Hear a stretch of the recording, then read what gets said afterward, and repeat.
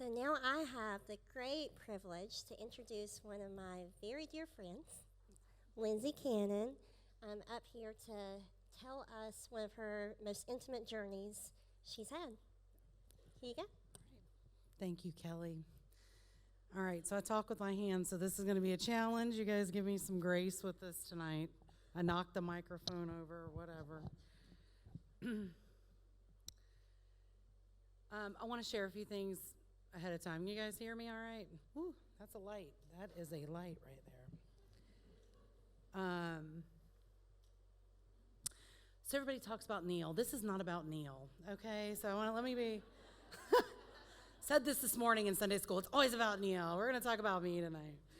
I am a clown. So there are things in here that I hope you will laugh along with me with, because through this experience with my husband, which I will share all of that with you guys, God did bring some humor to us through that. But I want to share with you my story of surrender. I looked at the definition of this in Google, because, it's the ultimate authority, right, on everything. But it came up as surrender is to cease resistance to an enemy or an opponent and submit to their authority. I think that a lot of times we think about surrender in the same capacity as we think of sacrificing. I'm going to surrender, and I'm not going to eat any more chocolate or cookies or Diet Coke or whatever your situation is. You start to think that you're surrendering to that. But it's quite different when you put it in the context of really sacrifice, which is voluntary, versus surrender, which is not. And that will be my experience that I want to share with you all. So on 9/11, we were on time for church. Let me tell you, that is a miracle in itself. We were on time for church, and Neil had been sick. He had been having like these breathing problems, like I can't breathe. Now we need to lose some weight, okay? There's no getting around that. He'd been seeking medical help for that. They were like, we think you've got heart disease.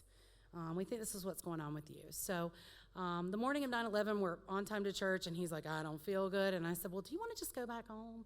He said, no, I have to teach Sunday school. Let's just troop through it. I said, okay, fine. So we get here. He said, I can't walk up those stairs there. You're going to drop me at the top. So he does. Came in, dropped my kids off, and got here, and he said, we're going to be back row Baptist today, Lindsey. Because anyway, my mom sits like in the second row. And so, as Jason has so lovely pointed out to me, we know you're late every week, right? I'm like, awesome. He knows all of you guys that are late, FYI, just so you know. Anyway, but he sat down. We sat down in the back, and his face went white, and he said, we need to go to the hospital. About that time, Stephanie White walked in, and she said, what's wrong with him? Get him to the hospital and give me your guardian ticket. Get out of here. I'll take your kids. I was like, okay, well, he just said he wanted to go. I went to go get the car, but by the time I'd done that, he had passed out in the lobby, and he had seized. Happened to be at the best place we could be with half the medical staff at Baptist, I now know, here. And they were like, when I came up with the car, Mr. Miner, who is out there, who's our sheriff that's down there all the time, he said, your husband is going in a bus to Baptist, going down to that emergency room. So I didn't really know what was going on. I knew he didn't feel well. I didn't know what was happening. But we got there. And we probably would have not gone to Baptist Hospital. Not in a bad way. We just have always used Sacred Heart because both my kids were born there. But it was close. That's where we were. I didn't really know where to go. We've only had kids, and I've had a gallbladder removed. I mean, it's nothing dramatic that you know what hospital does what. But we got in there to the emergency room, and Dr. Jackson was there, this lovely lady, and they had run all of these tests on him, and she came in and she said, Mr. Cannon, she said, I want you to know today is your lucky day. She said, it is a good thing that you came in here because you have a massive blood clot in your chest, and we need to get it out. She said, and we're like, okay, like that's a step different than heart disease, right? And she said, but don't worry. She said, I don't know what's going on, but the best doctor that we have on staff here, I think, is here. And he knows what's going on with you, and he's going to take your case. It is your lucky day. And so, so she walked out, and said, don't move, and you just need to go pack him a bag. Okay, Okay. Now, before I go any further with this, I want you guys kind of see us like sitting in Baptist Hospital. It was kind of nuts, you know. I had abandoned my children. You know, we're out of here. I don't know what the day is going to take. Mom didn't happen to be at church that morning either, so it was kind of like whichever of my friends would take my children, just take them for the day, right? But in this moment, what I need you guys to understand about me is this woman is delivering really horrible news. But I'm an executive director of a nonprofit. Okay, my whole job is leading through crisis. You know, making good decisions and showing, you know, controllable ways to handle the what ifs. And I'm similar role at home, you know. I mean, I have 2 boys, 2 dogs, a husband. I'm the emotional control center of everything, you know. I'm also the resident coordinator of activities, vacations, family get-together. Does anyone else have this role, right? I mean, they cannot function without you, right? So in this moment when she's telling us this and she's like, we'll be right back, we're going to get you off to surgery, you know, Neil looks at me and he said, I am scared. And of course, my crisis control jumped right in. I was like, oh, come on, honey. We finally know what this is. They're going to get in there and they're going to suck that thing out. They do it like all the time here. It's what they do. And he was like, okay, you know, like it's not happening to you. He didn't say that, but he was like just trying to breathe because they had this mask on him, you know. But I will tell you, and I'll give you, this is probably pretty sick, but if you guys are going to know me, you're going to know me. But here's the deal.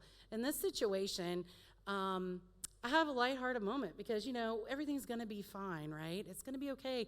We do this all the time. So has anybody seen Steel Magnolias? Have you guys seen this movie? Okay. If you haven't, you need to go home and just like get that on Netflix. But for those of you that have, there's this scene in there with Shelby, who's one of the main characters, and they're in the beauty shop and they're looking at Shelby, and she's got all these like looks like tracks up her arm, and she said, it's my dialysis, and I have to go get a kidney transplant. They do them 3 or 4 times a week over in Shreveport. I mean, that was kind of the line in there. You know, making light of this. And then you have Olympia Dukakis. She's one of my favorite actresses. She said, oh, I've heard about this on TV. These medical teams fly all over delivering kidneys and hearts. She said, but what impressed me the most is that they transport those in beer coolers. This is how I'm thinking of this. Like, this is going to be an easy situation, right? It also kind of helps me keep my control in there. So the nurse comes back, you know, and says, are you going to go pack his bag? Go pack his bag. I talked to Neil. We pray quickly. Dear God, take care of him. Be with the hands that are taking care of him. I will be right back for you, and I will see you before you go in. So I ran home quickly, grabbed stuff. I've called in, you know, mother-in-law and whoever else I've got to call at that point, and get back to the hospital. They'd already taken him back. I missed it. So I didn't even get to say bye to him at that point. So I'm sitting in the waiting room, and here comes Peter Burmeister, and he's like, are you here alone? And I'm like, yeah, you know, they're just doing this routine thing. And Peter's like, oh, okay. So his facial expression is the one that I had from everyone. Oh, okay. And I'm still over here like, they suck these things out all the time. But Jamie Thorne came and she brought me like this bag of stuff. I mean, like, it was like everything that I would need. And I'm like, wow, this feels overkill for like a couple days, right, of just, you know, routine surgery. But don't worry, it wasn't, because we were there for a while. But Jamie brings it, and I'm sitting there. My mom had come, and this nurse comes in, and she's like, y'all are going to need to go to another floor. The doctor needs to talk to you. Okay. So we get down there, and in walks Dr. Diaz. Some of you may know him. We've been told he doesn't have great bedside manner, really. But I've come to love this man in a different way, but I know why. So he walks in, and he sits down, and he's got like full-on scrubs on, and he said, it's me and Mom and Jamie, like sitting there. Jamie's the only one with the medical vocabulary. So you could tell he was trying to kind of dumb this down for me, but thank God she was there because she was asking some questions. But he said to us, your husband had a massive blood clot, and when we went in to remove it, he went into cardiac arrest. He turned purple from here up. He could not breathe. He said, and with his last breath, I asked him, do you want to be able to breathe? And he said, yes. And he said, so I put a ventilator on him. Kind of at this point, you start to feel like, okay, this is a gut check like I was not expecting. Come to find out later, they actually had to do chest compressions on him for 30 minutes. So keep that in mind as we're talking. He said, we put him on an ECMO machine. I don't know what this is. And he said it's going to circulate his blood. He said, but what I will tell you is we inserted it emergently in his artery in his leg because that's what we had open. He said it normally goes in the neck, which we cannot do with him. He can only be on it for probably about 5 days, and then we will have to take him off of that. And he said he probably will lose his leg. It's going to mess up his circulation. He said he's had a lot of brain trauma because they had to do chest compressions on him for 30 minutes. Now, me this whole time, I'm like, well, we can live without a leg, right? I mean, we can just get him one of those little prosthetics. He'll be fine. I'm thinking this through with this doctor who's delivering this terrible news to me, and he can't even look me in the eye, by the way. I mean, he's kind of looking down. I still was not feeling the gravity, if you will, of what he was trying to tell me. I will tell you later that I've asked Neil, I was just going to sign off on them cutting off your leg. Were you going to be okay with that? And he said, the only thing that I would feel okay is living without my pinky toe. So what I'm telling you is, y'all need to go home tonight and have that conversation.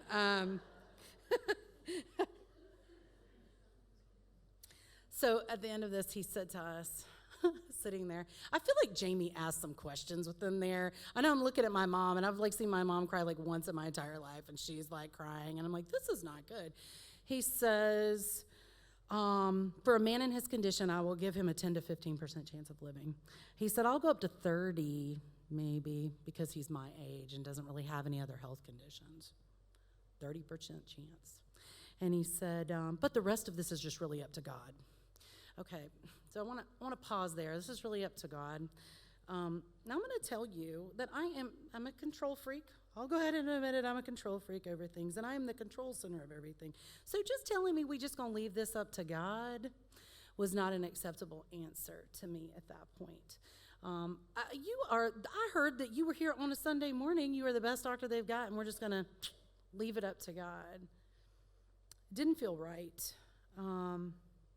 But at that moment, and I can't remember all of the details around it, but the one thing that kept coming to my mind was Scripture. It was flooding in, and it was Matthew 17, and it was faith the size of a mustard seed. That's the only phrase I could remember from that. And I actually texted one of my friends and was like, I need you to do some research on this for me. And we had a lot of other conversation, which I can't go into in this one. But what I will tell you is, the verse is this: for truly I tell you, if you have faith the size of a mustard seed, you will say to this mountain, move from here to there, and it will move, and nothing will be impossible for you. I think we hear that verse a lot, and we think God's moving mountains. This does not say that. It says, you will say to this mountain, move from here to there, and it will move. It does not say God will do it for you. So I go to see Neil after this in the cardiovascular intensive care unit, which, by the way, is full of the beautiful people. It is like the Grey's Anatomy of Baptist Hospital.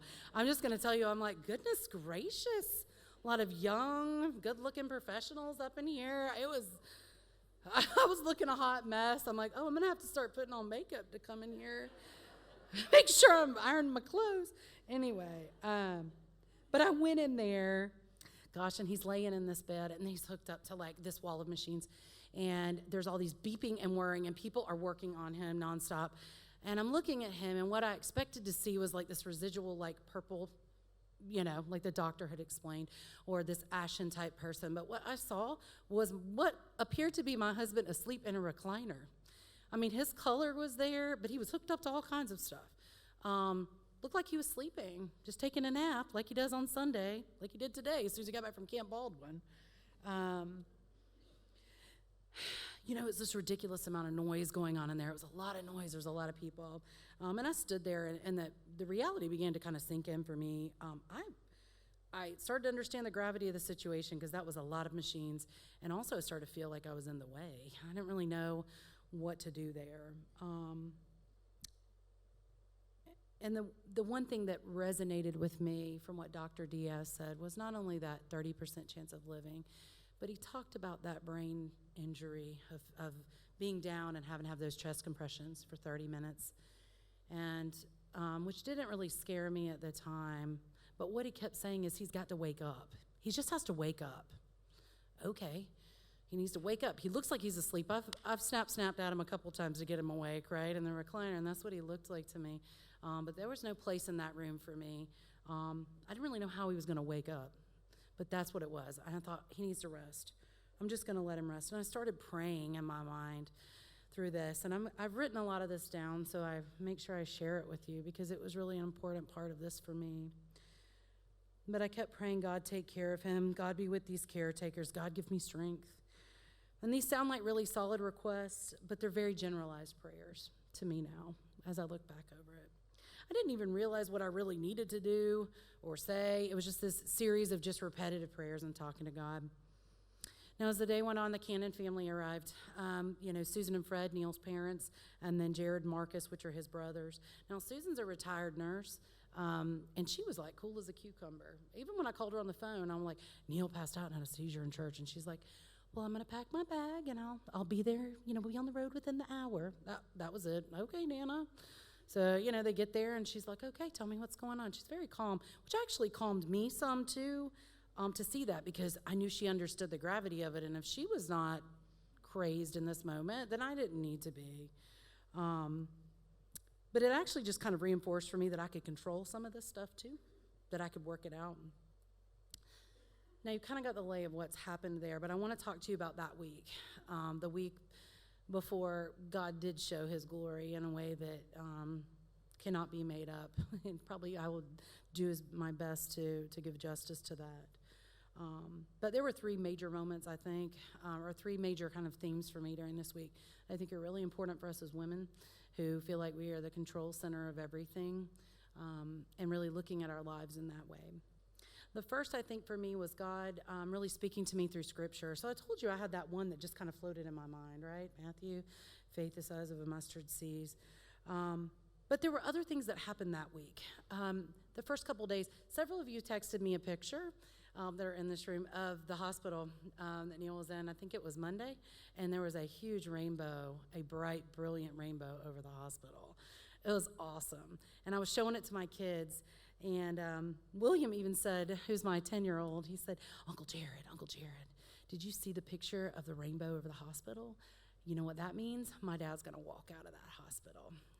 Now, he was baptized 2 weeks before this, 2 weeks before, which I felt like I'd done my job at that point, but he was actually recalling some of this. It was a very prophetic statement from a small boy. The second was, and I'll talk a little bit more about some of that scripture coming through my kids, but really surrendering for me was surrendering over provision to my family. And that came in the form of the meal train. I know that sounds crazy, and when I write this as a book and I share the whole thing, I'm going to title it 31 Days of Prayer, Faithfulness, and Lasagna. Thank you, Michelle Coleman, wherever you are. Let me just tell you. Now, those are things I participated in, y'all. I've contributed financially. I've brought a meal to people. I've done that. To be on the other end of that is a totally different experience. It's a blessing, but it's a different experience. And in fact, made me uncomfortable. I'm like, oh, well, I was already planning out what we needed to do. To receive the bounty in that way was uncomfortable. I'm used to being the helper. And once it was sort of cranking into high gear, I accepted it. Well, that's one less thing to worry about. What I didn't plan on was my resistance to leaving the hospital and leaving all things that were controlling Neil's situation. And so I made some bad choices and some chaotic situations around the meal train. So those of you in those first few days, I appreciate y'all. Please don't judge me.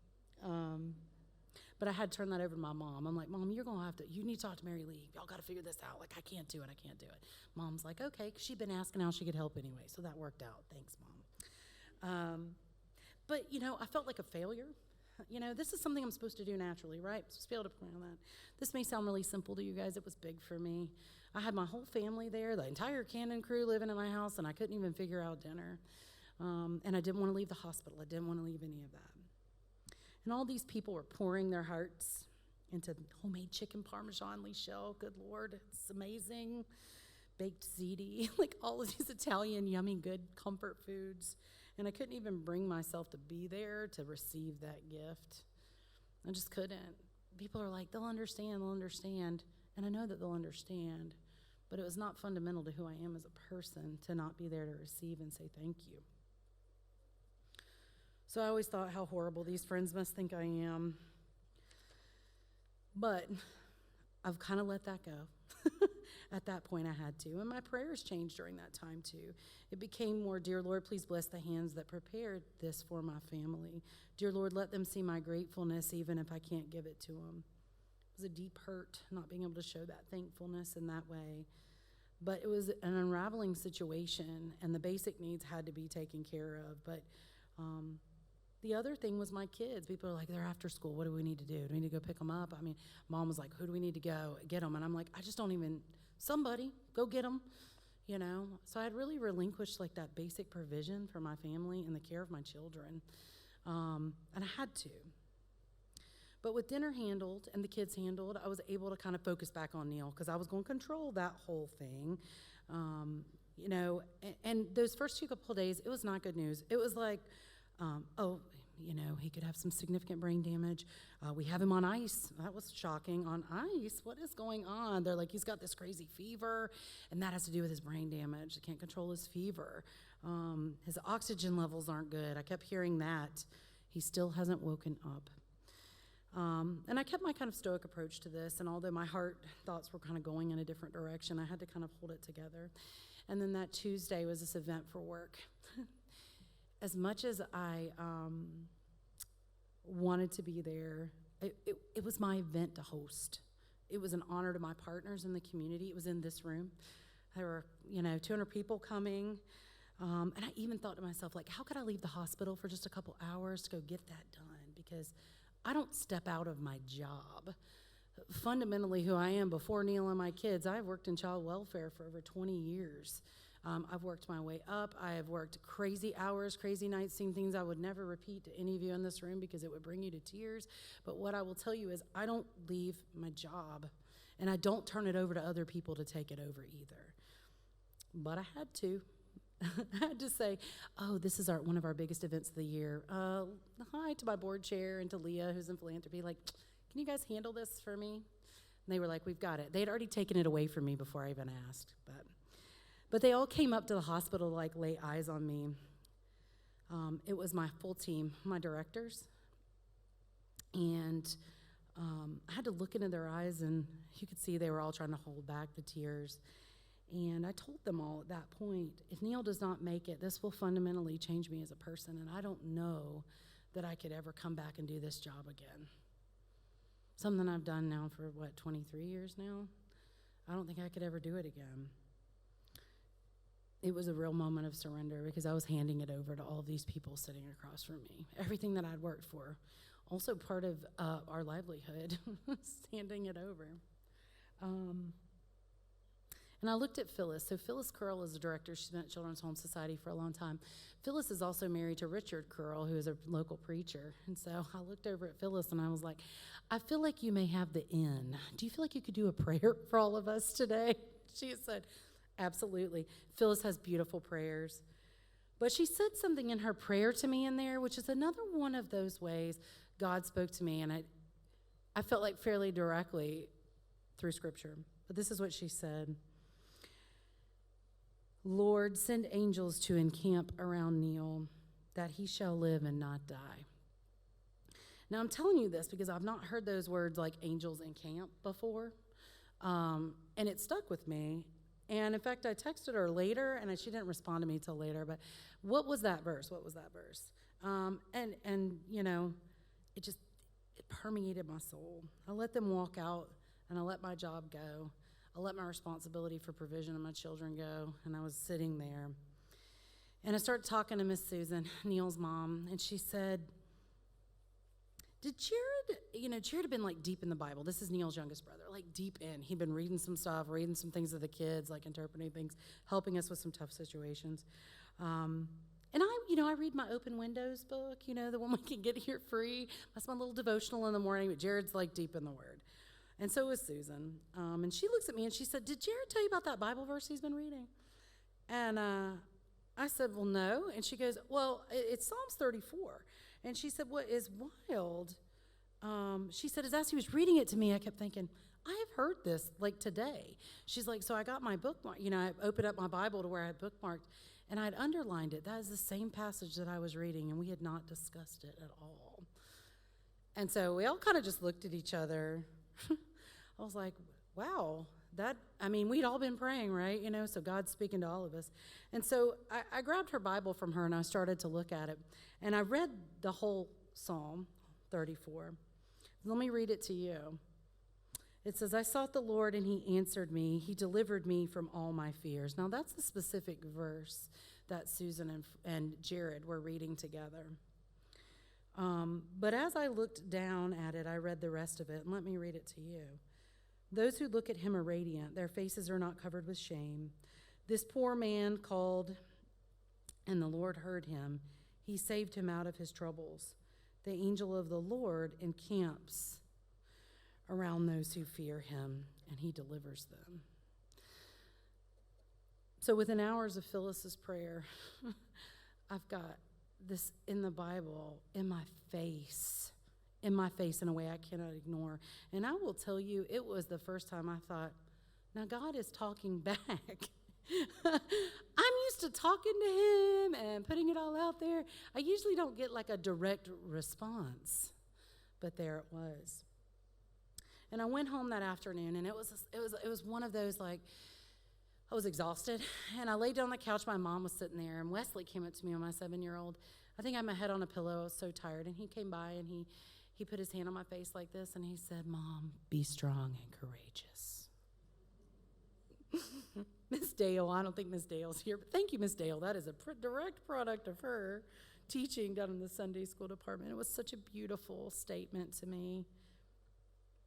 And then with hours of crawling into bed, I think some of you, I may have even texted this out. I get in bed with William and Wesley. Wesley had also been baptized this year too, 2022 in February. And then William 2 weeks before this happened to Neil. So they have a really rich prayer life, and their prayers are often kind of funny. Just help everyone, dear God. Just heal the world peace. They do a lot of those kind of prayers, and I love it. And a lot of like, please heal my finger I just smashed, and let lunch at school be good tomorrow. We just go with it. But William, he crawled in the bunk with me and Wesley, which he never does. And this is what he prayed. He said, Dear God, you are powerful and almighty, and we rely on you only. You are our Savior, and I know you will heal my dad, and I know you will have him walk out of that hospital healed.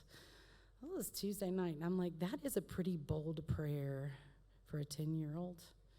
And I've never heard William talk like that, FYI. If you've met him, you know that he does not talk like that. But it emboldened me. And so I rounded everybody up, and I said, we're going to the hospital. So we did, and we brought Dave in that night, bless his heart. I don't think he got out of there till probably midnight. But we had an old-fashioned, prayer session around Neil, complete with, Waymaker music and all of this. But let me tell you, this is the first time that I probably prayed out loud in front of people that was not a blessing, that was a direct conversation with God. And I don't even really remember all that I said, but it went something like this. It was very wifely, if you will. Neil, you're going to get through this. God's going to heal you because your work on earth is not done, and you're going to make it through this, and you are also going to be a living testament to God's power here on earth. And you'll be a witness that he commands us to be. I think I even further stated something like, now you've rested enough, and it's time to get up and start working. I was bold, exactly. I was bold. I remember looking over at Dave one time, and his face was kind of like, whoa. I don't know what I said. I don't really know all that I said. But I know I was in there rapidly talking, and I was telling him what he was going to do. Because I had made the plan out for his recovery, and this is what was going to happen.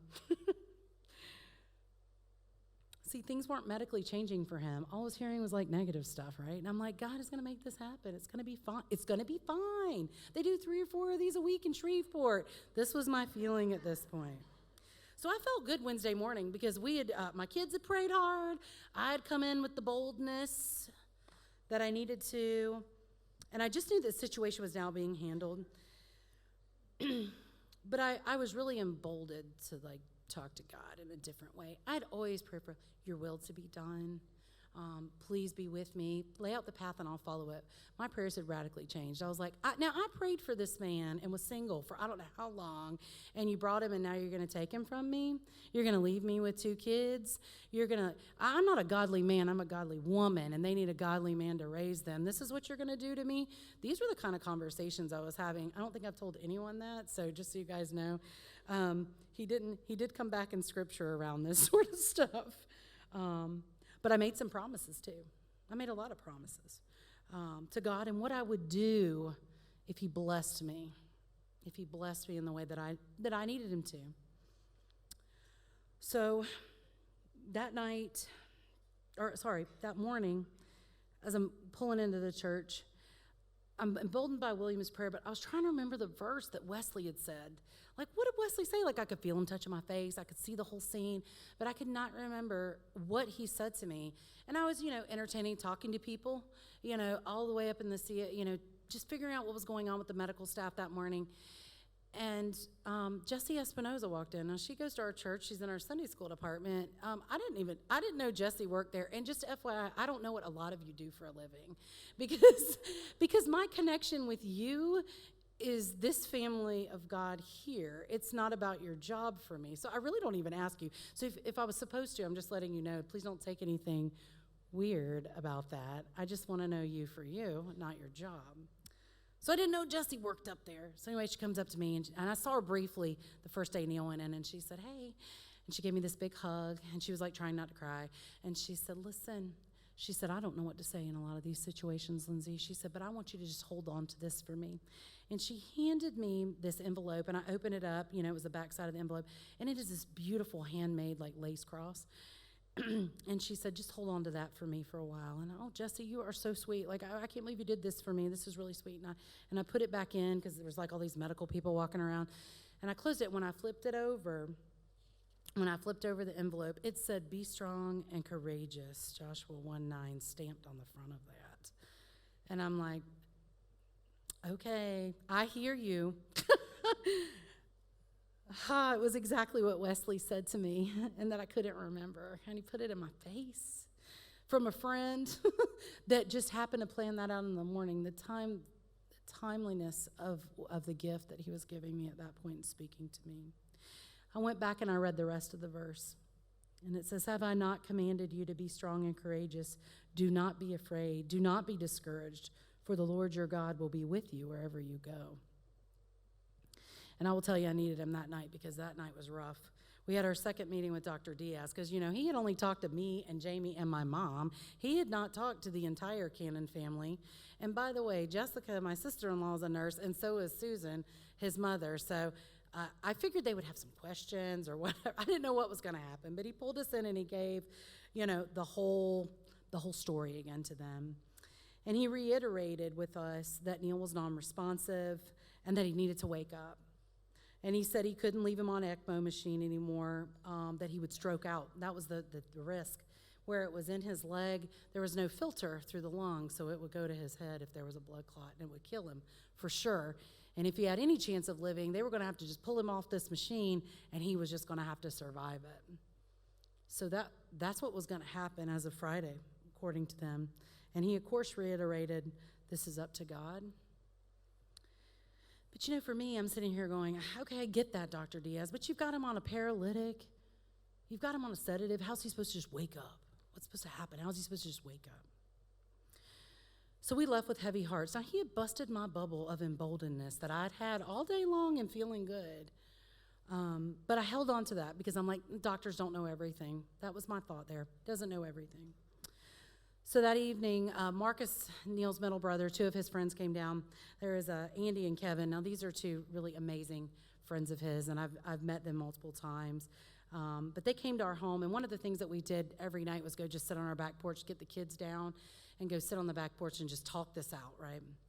And so they were there, and Kevin and I started talking, and we were talking about me praying, and I was telling him how I had this prayer meeting, and it was so bold, and that I've been having these bold conversations with God, and Neil is going to make it through all of this. And I also said something along the lines of, like, God's going to bring Neil to his knees. I mean, he's done it, and Neil's just going to have to fight his way through this. And when he does, we'll be a living testament. We will shout it from the mountaintops. We'll do whatever we have to do. And Kevin, who's a very sweet man with a very deep southern drawl, said, "Baby girl," he said, "you're making deals with God, and he don't make deals. He's sovereign." And so I did the only thing I could do at that point, which was pull out my woman's superpower that every single one of you that's been in a relationship has. I gave him the, "Oh, you think so, look?" "Oh, you think so, Kevin?" I think I even squinted the eyes a little bit. What was interesting is he looked down, but he looked right back up with me, and he gave me the return look of, "I'm right." And so I didn't really know what to say to him. But he had stabbed me in the gut like I had not had before. Making deals with God? No, I'm not. No, I'm not. So we prayed, and I went to bed on that. That was Wednesday night. And when I woke up that morning, I pulled out my little open doors devotional. And it was titled "Without Delay," and I'm going to read that to y'all. The devotional passage was Acts 9:26, or 9:34 was actually the verse that was quoted, "Without delay. And Peter said to him, Aeneas, Jesus Christ, make thee whole. Arise and make thy bed." And he rose immediately. No, I can't even read that without getting. There's some dialogue in here, but here's the important part of it. It says, Peter told Ananias to get up after 8 years of lying there, 8 years of suffering and misery, 8 years of humbly asking for help without asking a single question about Peter's command. Aeneas got up. He obeyed without pause, without doubt, without delay. And when onlookers heard Peter invoke the power of Jesus Christ and saw his healing, they too believed. How do you respond to the power of God in your life? Is your life a living testimony that leads others to put their faith in Christ? It's a lot of my words thrown right back at me in one little passage. It was a pivotal moment in my faith for me, pivotal moment in my faith. I knew in that moment I'd been putting faith in my will. That's where it hit me, not God's. I've been making deals with God, making promises, ensuring that I would make good on those promises for Neil because I knew what to do. I plan, I keep things orderly, I keep things under control. And I had not surrendered to any of his power in this. I thought I was, but I didn't. And I lost it. And when I started thinking about what this would be like the next day, because this was on Thursday morning, everything was blank. Like there was nothing there. And I just started, bawling uncontrollably. But I needed someone who knew Neil to kind of talk me through this. That I needed someone to help me. So I called Blake Benj, who is a pastor here. Now Blake, so I don't know if all of you know this, but Blake is from Dothan, which is where Neil is from. And they, in fact, went to the same high school. So they had this and he had the same thing with Jared when Jared lived here. It was like this little connection between the two of them. They'd be like, Northview High School, go Cougars. It was so cheesy, but it was like a connection that they had. They even said things wrong together, like whose car are we going to ride on rather than whose car are we going to ride in. That is a Dothan thing, just so you guys know. But I needed that familiar person. And I told Blake about this reading. And I was like, I don't know what to do. Like, I don't know what to do, Blake. I don't know how to handle this. Like, I'm losing it here, man, And I was like, what'll happen to my kids if he dies? Like, this was my first real moment of that God may just be taking him away from me. And there wasn't anything I could do about that. It was really plain to me at that point. God's will is God's will is God's will. And no matter what I wanted, it didn't matter. So how do you pray about that? And And I told Blake, I was like, I don't know anything about what's going to happen, but what I do know is Neil is not the one God is bringing to his knees. He is doing it to me.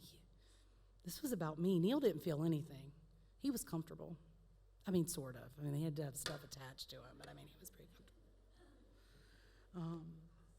But Blake said to me, and as I was telling him about my deal making, I was embarrassed in deal making with God. And he said, you know, Lindsey, God knows your heart, so you could just stop right there.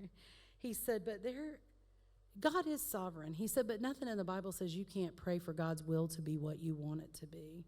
You know, he's going to answer it or he's going to not answer it the way that you think or want, or maybe he'll answer it completely differently. He said, but there's no reason that you can't ask or petition for that. So we did. So he prayed with me on the phone. I think he was in line for donuts, but it was a beautiful prayer. But, you know, when I got done with that conversation, I felt some sort of emotional and physical relief at that point. Maybe I just needed to cry it out, but his words were there at the right time for me to hear that. So I left the house, went to the hospital, and I read to all our family in the waiting room, which included Kevin, by the way, because he knew I was giving him the stink eye the night before. And I read this to him, but I thanked him. I thanked him for doing what he did and saying what he said, because I did need to hear it at that time.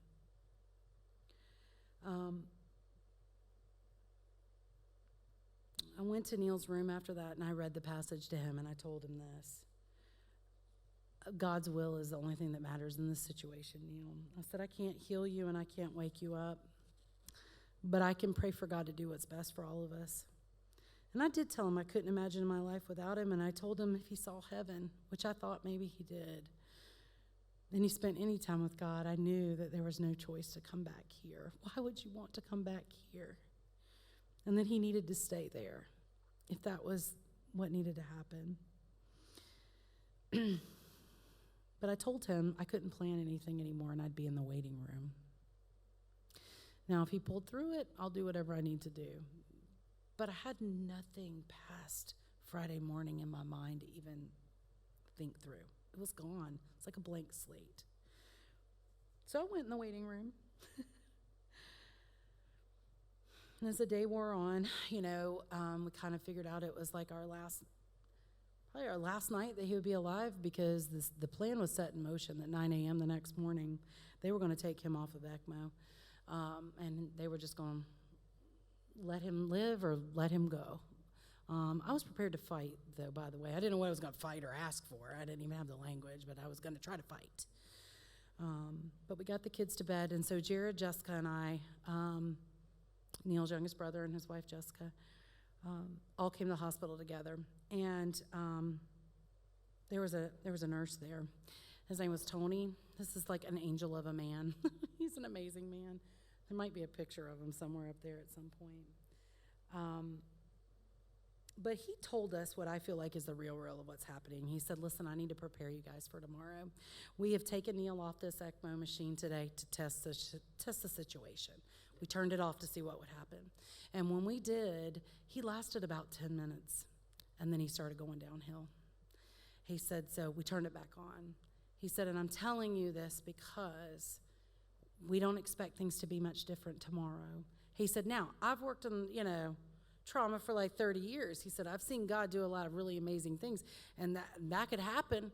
He said, but what I'm telling you right now is we turned the machine off. He lasted about 10 minutes, and that was it. I don't know what to do with that. He said he had all of this trauma. As I see it on this, image, brain trauma. He said we've been pushing the oxygen to try to, because the brain needs oxygen to rejuvenate. He said, but he needs to wake up. And I said, Tony, nobody can answer this for me. You got him on a sedative and a paralytic. How is the man supposed to wake up? He goes, I don't know. But when we've reduced those things, he's not waking up then either. He said, so we make him comfortable. Okay. So we went into the bed. It was a bed next to Neil, me and Jared and Jessica. And we have a unique relationship because they lived here for 5 years, and our kids are really close in age. They, of course, went to our church. They're the reason that we're at this church. Neil and I, and started bringing our family here. But we went in there together, and we had some moments with him where we played music. We kind of played this game called like Name That Tune, and Jessica's like a a genius when it comes to 70s and 80s country, you know. So she always beats us on this. But one of the things that we always did together was sit on the back porch and play music. And so Jared played That's My Job by Conway Twitty. If you've never heard that song, I'm going to tell you, in the context of this, it's about a son and a father. And it's probably his only song that's not dirty old manish. I don't know how else to say it, but most of them are. Don't listen to them on your way to church. Anyway, we did that, and they left me for a minute, went back and talked to Tony because I knew Jessica was going to have other questions. And I played our wedding song for him. I played The Broken Road by Rascal Flatts, and just sat there with him thinking about all those memories that we had, and if this was it, this was it. This was the 11 years that I had. 13, including dating. This was it. Because I knew tomorrow morning was it. And there wasn't any more I could do that night. So it was about 9 o'clock that night, and I said, I'm ready to go.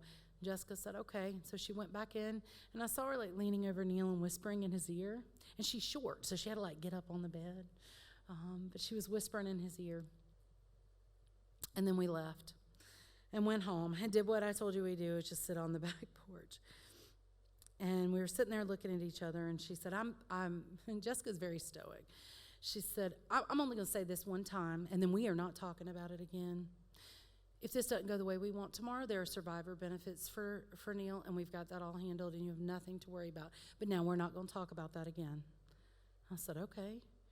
And she said, and so I looked at her, and I said, what did you say to him when you'd been over him? And she said, well, I told him that I loved him. And I told him, you have 8 hours to get your crap together, Neil. 8 hours is all you got. I had to laugh at this because, Neil's a known procrastinator. Like, that is like the family joke. I mean, it truly is. I mean, he was laying tile in our bathroom shower an hour before we were having like a party at my house for my son's christening. What are you doing? Just don't touch the tile, but come in here and look at the bathroom, I just reminded. I told him I wanted my fireplace hearth done before Christmas because it had been sitting there for like 2 years. So 3 hours before Christmas dinner, he was taking pictures. The man needs a timeline, okay? And Jessica knew that. So I slept that night. I don't know if it was out of exhaustion or comfort or what, but I slept. And I woke up that morning and I was crying. I was crying in the shower. I was crying on the way to school with the kids. I was crying when I got back to the house. And I'm looking at Neil's mom, and she's crying in the hallway. So we're like standing in my tiny hallway, like hugging. And she's crying out to God, God, don't let us be doubting Thomases. Don't let us be doubting Thomases. This is not something you normally do with your mother-in-law, okay? We just don't stand in the hallway, especially not me and mine. We always talk about our faith, but we don't really pray together like that. But we were the two that were going to be most affected. Her firstborn child being gone that day, and my husband. It deserved to cry out. So I told you guys I could only think up to about 9 o'clock that morning on Friday morning, and this is the reason why, because I did have to plan out the conversation with my kids' school. I had to go talk to them because I was going to be going to the hospital, and they're going to pull Neil off this ECMO machine, and by the time I got back to pick them up in the afternoon, he was going to be dead, or he was going to live with some really serious complications and potentially not a leg, which he would have not been happy about. So I had to go in there, and I'm looking in the faces of these two little teachers that are going to have to shoulder this for their students and be the one that's there that they trust. They told me they would take care of it. My dad and my stepmom, Dawn, went with me. She taught, first and second grade for like 30 years. So she was like, oh, I'll handle their education. Like, don't worry about that. So they were there with me. I shared this news with them, and it was a lot of tears. And then I knew I just had to get to the hospital. I just had to get there. I was worried they would start this without me. I don't think they legally could, but I was worried that it might be happening. So I got there, and I thought that I walked into Neil's room, and the nurses had kind of stepped out, which there was a lot of them. And I looked in, and his principal was in there, Miss Ray, who's the principal at Pine Forest High School. And she didn't hear me come in, and she was praying over him. Mr. Cannon, you have to make it through this. Mr. Cannon, you have to come back to school. You just don't know how many children you are that one person for. You've got to pull through this. Neil's a high school teacher, just so you guys know, at Pine Forest High School. And then she kind of looked up and saw me, so I went over and hugged her, and I was kind of giving her the update on what was happening and what they were going to be doing that day. And I walked around the other side of the bed, and we continued to talk, and I rubbed Neil's arm like I always do. Hey, babe, I said, and he turned his head and opened his eyes and looked at me. And so Miss Ray keeps talking to me during this, you guys, and I'm like, start going, Zach, who's a day nurse, which, by the way, Grey's Anatomy, this is one of them. Zach, get in here.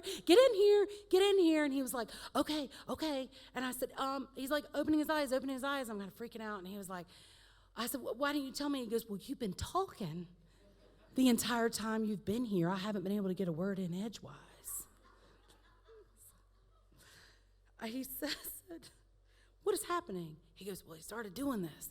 And we asked him, can you lift your right arm? He lifts his right arm. Can you lift your left arm? He does that. Turns his head to both sides. He can wiggle his toe. Like anything we tell him to do, he can do. We've done a lot of that.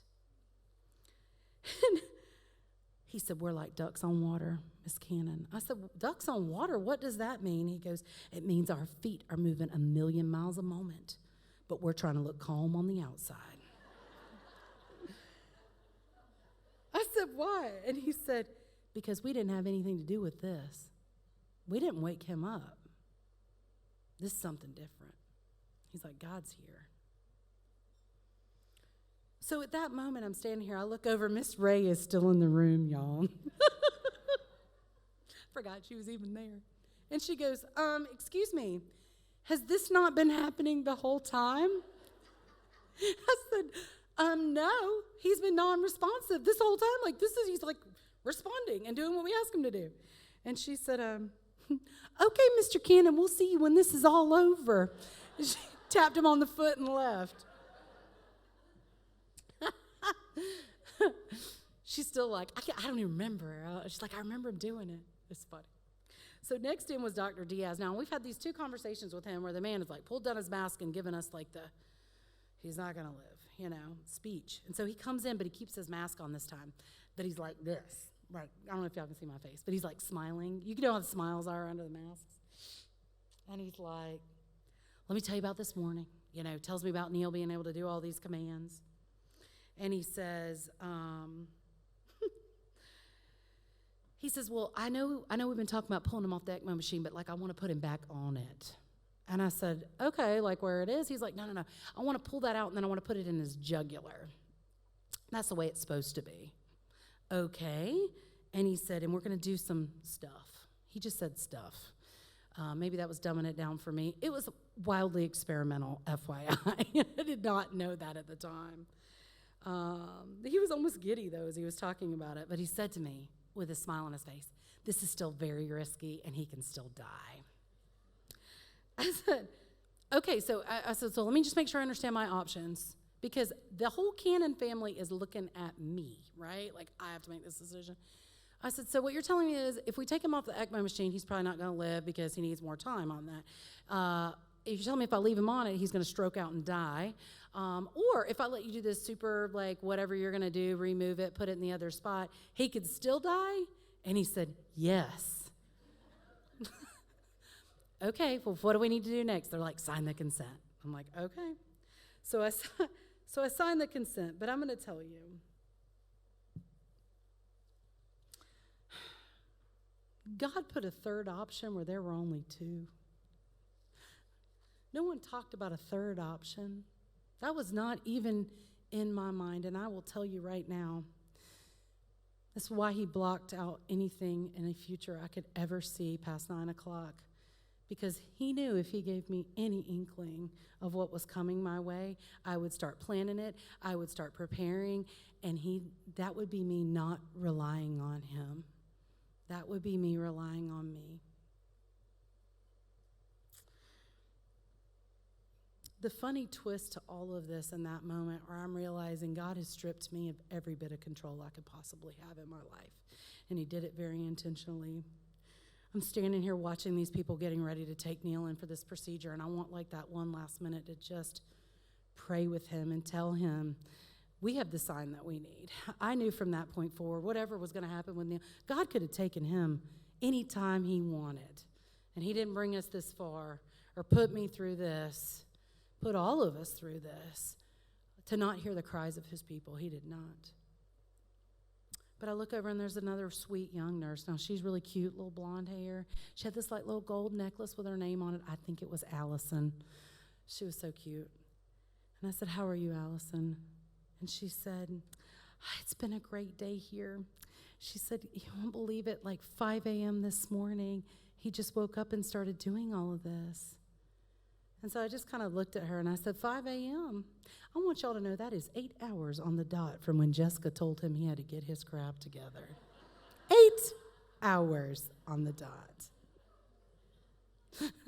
God does have a sense of humor, whether you believe that or not. Nothing like waiting till the last minute to get it done, Neil, nothing like that. The rest of our story is filled with a whole lot of other faith elements, really, and it's so long, and it's almost 8 o'clock at night. But I told you I'll write a book about this one day. It might take me 10 years, but I'll get it done. And although we witnessed a miracle in our lives, and I will tell you it is, the doctors are saying that. It's not just us as people of faith saying that or believing that's what it is. People in that hospital, it spread like wildfire. There were people coming by and like looking in at Neil, just wanted to see him. They just wanted to see him. It was literally a Bible story here on earth. I don't want to downplay that because that in its own right is something I could have never comprehended. But this story is about me. It is about me and how God spoke to me, how he carried me, how he showed me that my surrender is all he really needed. In the end, it's God who wants you to do the same thing. He makes it well with your soul even when it's not well with your circumstance. And when he speaks to you, you need to listen. And it's not likely the booming voice from the sky, although I would have loved that at some point. But it's not. But I'm going to tell you, he put scripture in my face that entire week. It wasn't like I was seeking it out. He was pushing it to me. But it will be a feeling. It will be a Bible verse. It will be a child speaking to you. It may be a song on the radio. So, in Dave Snyder fashion, I have 3 takeaways for you guys. The what? What now? Is that what it is? What now? Now what? Dang, got it backwards. Sorry, Dave. Trust in God's will. I told you guys I know there was a blank slate for a reason, and that's to make that trust happen. Look at your own lives. I will tell you that. Look at it. Are you really surrendering? Are you doing it? Because I'm going to tell you, it's an everyday action for me. It is not an inaction. I have to fight that natural want to control, handle, do all of that every day. It's about trusting God when you do that he's going to provide. And that is very hard in our human, materialistic society that we live in, to believe that God would provide for you in that way. My second is God's timing is always perfect. I couldn't have laid out a more perfect timeline for you all. Let me just tell you this. I told y'all we were on time for church, which we are never on time for church. So here's the irony around this. Had we been late like we normally are, Neil would have had this happen in the car with all of us. We would have crashed. I don't know what that would have looked like. I offered for him in the car. I said, do you want to just go home? And I'll go back. I'll talk to the Sunday school, Matt and John, and we'll figure it out. And he said no. But I will tell you, had he not come to this church, he would have been dead when I got home. because the statistics around this are 60% of people with this saddle pulmonary embolism, which is what Neil had, don't make it to an ambulance. And then the other, I think what they say, other 30% make it in an ambulance and make it to the hospital, and only 10% survive. Which links right into Dr. Diaz, like he's got a 10 to 15% chance of living.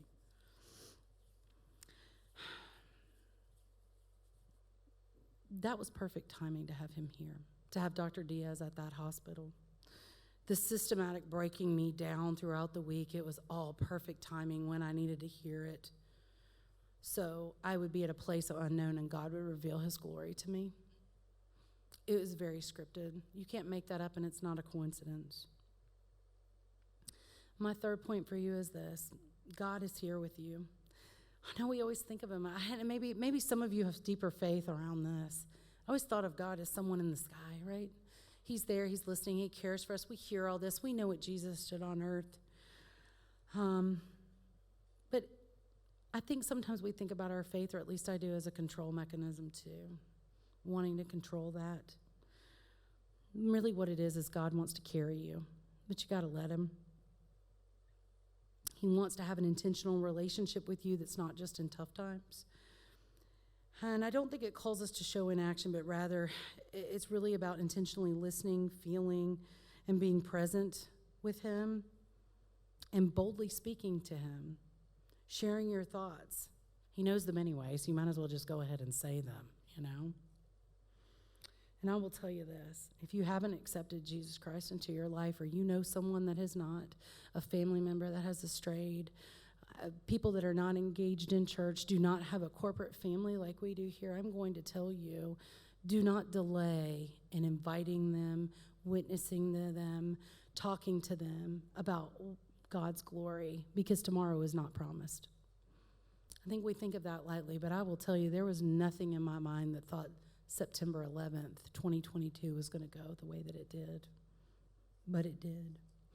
And my outcome in this situation may be similar to some of yours. Maybe your situation didn't go the same way. But what I do know is there was a time during this where I told God, you're going to just have to take him from me. If that's your will, you're going to have to rip him out of my hands, and then you're going to have to carry me. And here I am, standing here. I also made God a promise that I would shout his name from the mountaintops. And a very good friend of mine that's here said to me, well, I'm going to tell you this: if you're going to make a promise, he's darn sure going to collect. So you better get out there and start talking about it. And so that's why I want to share with you all today. That's my very personal story of God bringing me to my knees. So don't be hard-headed like me. Just go on and go with it if you get in a situation. And don't ignore the signs that he's giving you, the way that he's talking to you. And I appreciate you guys letting me share this with y'all tonight.